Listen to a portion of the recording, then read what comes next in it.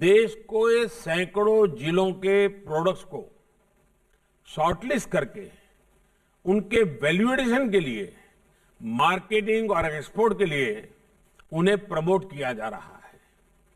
इससे राज्यों के बीच एक स्वस्थ स्पर्धा अभी प्रारंभ हुई है, लेकिन आगे बढ़ाना है। कौन राज्य सबसे ज्यादा एक्सपोर्ट करता है, अधिक से अधिक प्रकार की चीजें एक्सपोर्ट करता है, अधिकतम देशों में एक्सपोर्ट करता है, अधिक से अधिक मूल्य की चीजें एक्सपोर्ट करता है, और फिर जिलों में भी ये स्पर्धा कैसे बने और हम एक्सपोर्ट पर विशेष बल हर राज्य, हर जिला कैसे दें।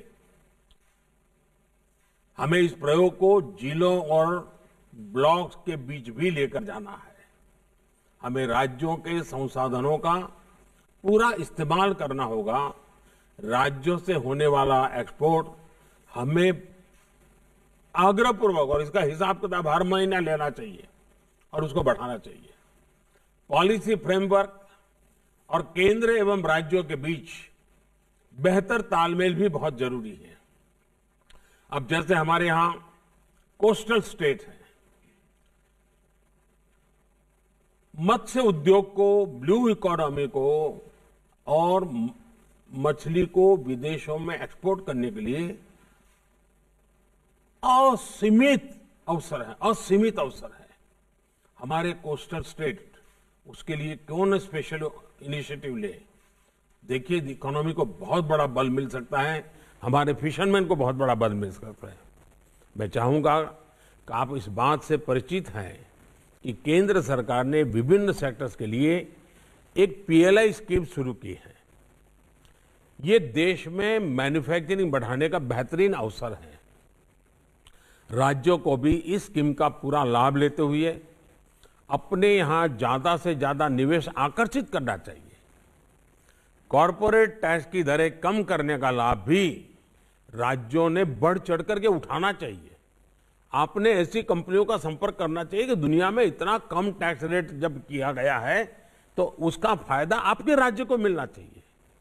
साथियों, इस बार के बजट में इंफ्रास्ट्रक्चर के लिए दिए गए फंड की भी काफी चर्चा हो रही है। इंफ्रास्ट्रक्चर पर होने वाला ये खर्च देश की अर्थव्यवस्था को कई स्तर पर आगे बढ़ाने का काम करेगा, रोजगार के भी बहुत अवसर पैदा करेगा। एक मल्टीपल इफेक्ट होती है इसकी। नेशनल इंफ्रास्ट्रक्चर पाइपलाइन में राज्यों का हिस्सा 40% से इसलिए 40% है, और इसलिए जरूरी है कि राज्य और केंद्र मिलकर अपने बजट को सिंक्रोनाइज करें, प्लानिंग करें और प्राथमिकताओं को तय करें। अब भारत सरकार ने अपना बजट पहले की तुलना में 1 महीना प्रीपोन किया है।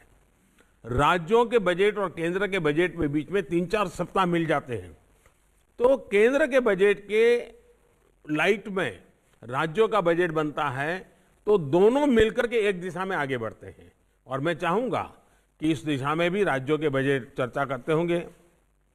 जिन राज्यों का बजट अभी आने वाला है वो इस काम को और प्राथमिकता पर कर सकते हैं।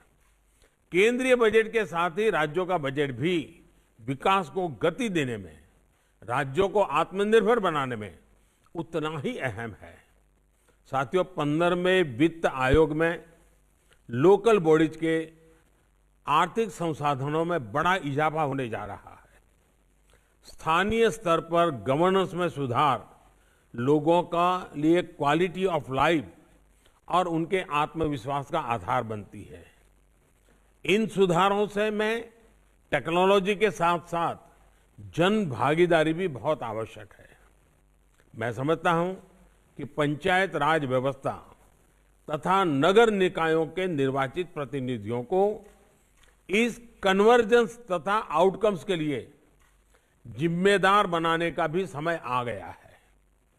स्थानीय स्तर पर बदलाव के लिए जिले, राज्य और केंद्र एक साथ मिलकर काम करते हैं तो परिणाम कितने सकारात्मक आते हैं, इसके लिए आकांक्षी जिलों का उदाहरण हमारे सामने है।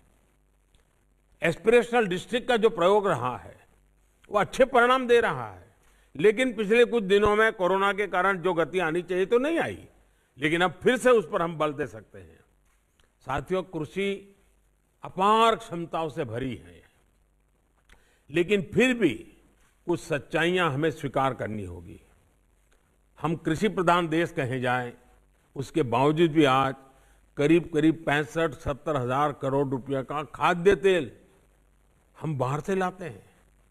ये हम बंद कर सकते हैं। हमारे किसानों के खाते में पैसा जा सकता है। ये पैसों का हकदार हमारा किसान है, लेकिन इसके लिए हमारी योजनाएं उस प्रकार से हमें बनानी होगी।